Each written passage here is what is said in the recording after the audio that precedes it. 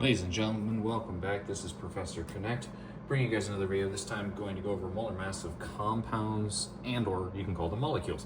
So, before we get started, before any of you guys get started, you may want to pick up a periodic table and you might want to have a calculator handy. That's just a heads up for you guys. This is definitely going to be a pretty good chemistry introduction topic. This is one that students sometimes trip up on because this eventually starts getting added into other things, but it's a good base jumping off point for other ideas that will come later on. So first of all, I'm sure you guys are first wondering what the heck is this XA. So it's actually just a generalized setup, because every single one of these you're going to notice it's either going to have a chemical symbol of some kind, whether it be a 1-letter or 2-letter symbol, and a lot of them are going to have a number. So really this is going to be like a general setup for you guys to show you like what the heck this is. So first of all, if you see a small number like this small number right here, in this case represented by the letter A, this is sometimes called our subscript, for anybody who's like, oh, well, that's the actual name for it, but this is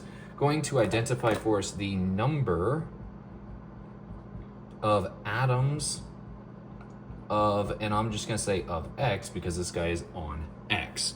So this is the number of atoms on X. Obviously, if X is carbon, it tells me the number of atoms on carbon. If it's X of Ba barium, it is the number on barium. One thing of note is if A is equal to 1, so if A is equal to 1, it is usually not shown. So as in the number 1 is not shown. So that's just kind of a heads up for you guys. It is not equal to 0, it is actually equal to 1 in a lot of cases. So now we know how to find molar mass of individual atoms, because we talked about that before. We actually have to use a periodic table. We identify using our little chart, and we go through and we kind of measure all that. So if I want to find the molar mass of a compound, I actually need to break down a compound into its different parts, and I actually need to go through and say, okay, what's it made up of? So for example, I have C6H12O6. Some of you guys might be familiar with that, but it is a compound that is comprised of C, H, and O. If you ever are curious, every time you see a new capital letter, it has to be an uppercase capital letter. That letter dignifies that you have a new atom that you have to find its molar mass of. So we have 3 different atoms here. I kind of picked some easy ones to start. So carbon is 12.011. This is its molar mass, okay? Hydrogen is 1.008, and oxygen is 15.999. So that gives me my molar masses for each individual atom. If I want to find the total mass of the compound, I actually need to take each of these and I need to multiply it by their respective subscripts, because that gives me how many copies I basically have of this. So for example, I could take this and multiply by 6, this guy times 12, and this guy times 6, and it will get me how much of everything. Once I have all of those totals, I will sum all the totals together to get one full answer. So I'm gonna work out that math real quick, just so you guys have a heads up. All right, so I just went through and I just calculated those 3 values real quick here. I took each of those, multiplied them by their respective subscripts to get a total amount. Now, if I add all 3 of those together, I should get a final answer for those 3. My final answer for those 3 should be 180.154. Keep in note, this is the molar mass, which means my unit for this guy for my 180.154 should be grams per mole. Okay, so for my second example down here, I wrote out 2 different ways, because some teachers will use these parentheses around here to designate to you ahead of time that this is actually a polyatomic ion. That means something to you much later in this class, but some teachers won't have the parenthesis at all, and they'll just have it written as normal. For right now, it actually doesn't matter to us so much, but we know that there are 3 different atoms here. We have H, we have P, and we have O. So take a minute and find that on the periodic table as well, and then we will kind of calculate out all of that math. All right, so I found all my atomic masses, so I'm going to take each of these guys and multiply them by each of their respective subscripts. H is a subscript of 3, so I'm going to multiply that guy by 3.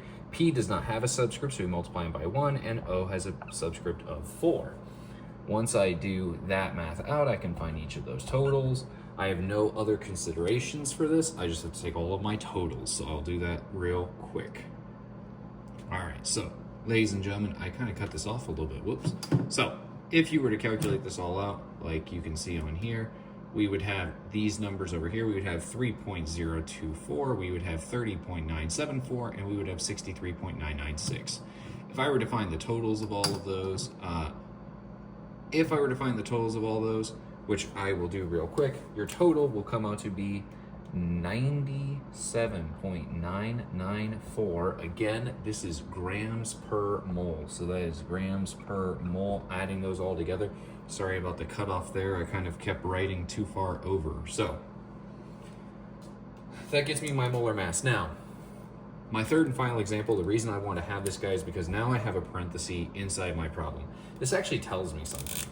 This parenthesis with the subscript after it means not only do I have NO3, not only do I have nitrogen, oxygen, and 3 oxygens, but I also have 2 of everything inside of that parenthesis, which means my molar mass is actually going to double for just that portion.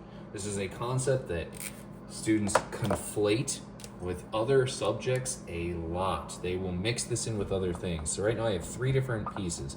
I have nitrogen, I have barium, and I have oxygen. So we're gonna find the molar masses of those 3. Just so you know, if you do out these counts right now, you will have 1 barium, you will have 2 nitrogens, because 1 times 2, because nitrogen, there's only 1 of them, is 2. If you have 3 oxygens here, 3 times 2 gets you 6 total. So just so you have a heads up if you want to work a little bit ahead. So we're going to find those molar masses real quick on the periodic table, and we will calculate. All right, so ladies and gentlemen, once you found those molar masses on the periodic table, you should have the following values. You take those and each multiply, right? I have 1 barium, there's no subscript. The parentheses do not include barium, so 1. Nitrogen, there are 2 of them because again, we said there's 1 nitrogen here, but a 2 subscript which goes into the parentheses, so that's why I have this times 2. And I have 6 oxygens because 2 times 3 is 6. I only have 3 oxygens. I do not have 3 nitrogens there. If I were to total all of those together, my total molar mass should come out to be 261.338 grams per mole. So, 261.338, 261.338 grams per mole. Okay. Now, one thing I want to give you guys a heads up on is this is actually going to build into finding moles of compounds. So I want to do this real quick because this is a video that if you understand this concept initially, you can actually skip over this video. But if you get confused about when to multiply in subscripts, when to not multiply in subscripts, this is a great reference video for you. So this has been Professor Connect giving you guys a short video on how to find molar masses of compounds. In a future video, we will actually cover how to find moles of a compound, but this is a good interim video to help us building block step up to that idea. So if you have any questions, leave them in the comments below. Thank you for tuning into this video, and I hope to see you in the next one.